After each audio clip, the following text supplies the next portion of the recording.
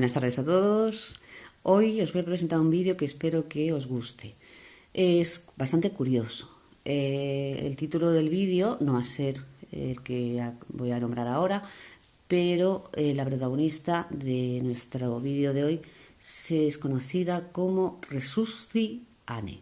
Tal vez os suene, no lo sé, pero si no es así me alegraría, ya que así os presento algo que desconocéis hasta el momento. Bueno, en principio podríamos denominarla como la desconocida del Sena. A finales de la década de 1880, el cuerpo sin vida de una joven parisina apareció flotando en el río Sena. Todo parecía indicar que se trataba de un suicidio, ya que el cadáver no presentaba signos de violencia y, a pesar de haber muerto ahogada, lo que llamaba la atención era que su rostro presentaba una imagen serena y, desde luego, lo más llamativo, una gran sonrisa. Fue llevada a la morgue de París con la esperanza de que las personas que acudiesen a visualizar el cadáver pudieran reconocerla y así darle un entierro más o menos digno. Allí, inclinado sobre una mesa de mármol negro y separado del público por una ventana, el cadáver de nuestra protagonista permaneció durante varios días. Pero ninguna de las personas, hombres, mujeres y niños, que fueron cientos los que la fueron a ver, la reconocieron como familiar. De tal forma que la llamaron la Inconue de la Seine. Perdonadme, pero el francés no es lo mío. La Inconue de la Seine es la desconocida del Sena. Nunca se llegó a identificar su identidad, la cual hasta ahora mismo sigue siendo un enigma. Lo más importante era el tema de su enigmática sonrisa, que llamó la atención de un empleado del depósito de cadáveres. Fascinado por la belleza de la muchacha, mandó moldear una máscara mortuoria en cera de la cara.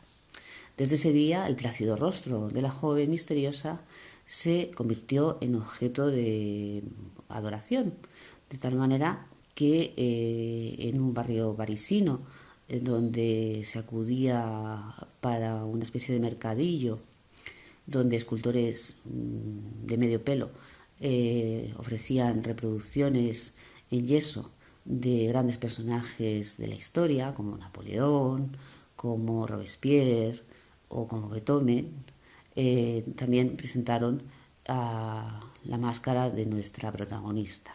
Sorprendentemente, dicha máscara fue un éxito de ventas, de tal manera que fue comercializada no solamente ya en París, sino en el resto de Francia, e incluso ya se exportó a Alemania y a gran parte de Europa. Se vendieron miles de reproducciones de la famosa máscara de la bella desconocida del Sena.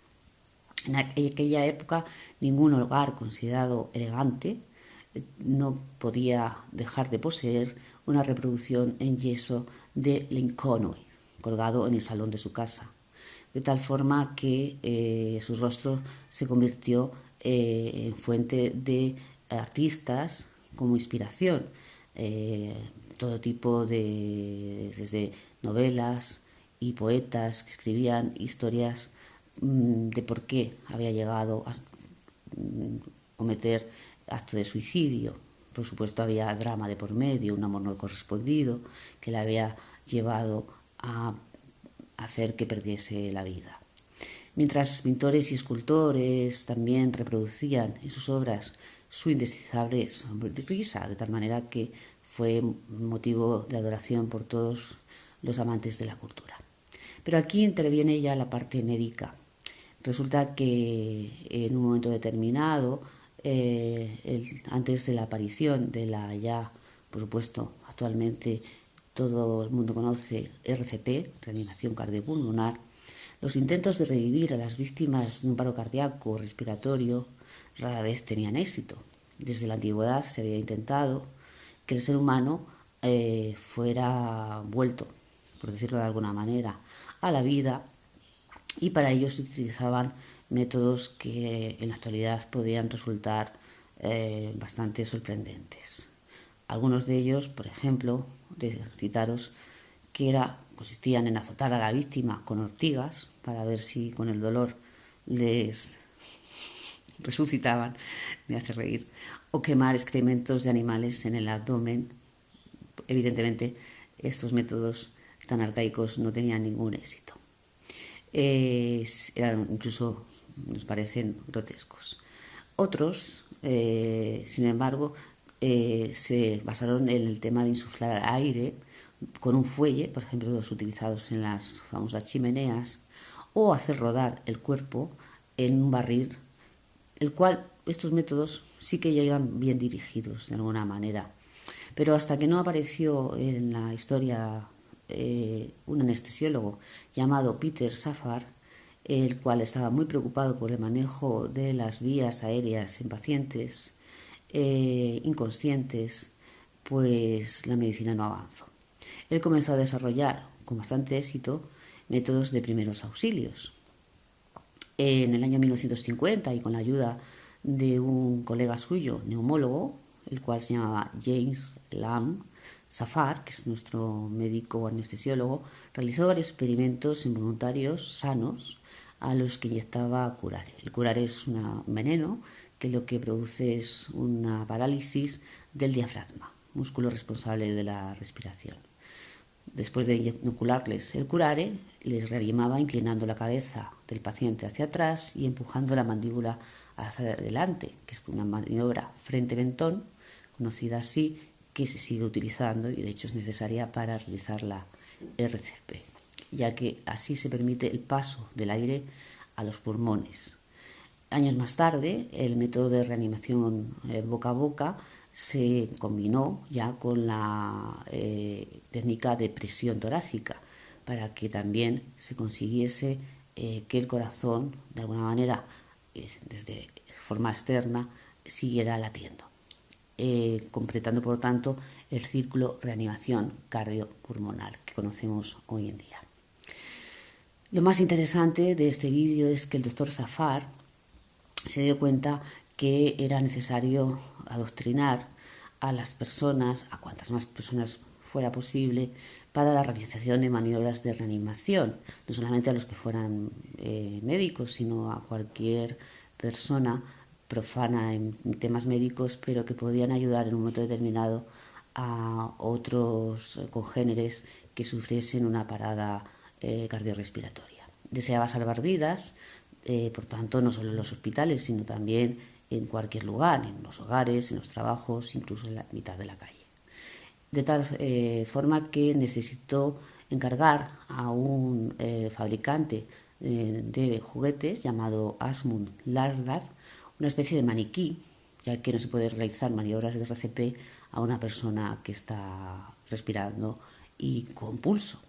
Era necesario la realización de ese maniquí. El juguetero al que le fue encargado la fabricación del maniquí además tenía un antecedente muy reciente, y es que él había conseguido resucitar, insuflando aire en los pulmones, a su propio hijo de 2 años cuando quedó casi a punto de morir ahogado en un lago. Nuestro fabricante de juguetes, Lardar, pensó que a la hora de realizar el maniquí, los hombres, la mayoría de ellos, los médicos, eran del género masculino, se mostrarían reacios a practicar la RCP en los labios de un maniquí masculino, e ideó un simulador a tamaño real, pero con forma de una mujer. Fue entonces cuando le vino a la mente la máscara de una joven sonriente que él había visto colgada en la casa de sus abuelos, y decidió utilizar el rostro de aquella joven. Es la famosa Inconue de la Seine, la desconocida del Sena. En su primer maniquí de reanimación cardiopulmonar, al que le llamó, como hemos comenzado hablando en el vídeo, Resusciane.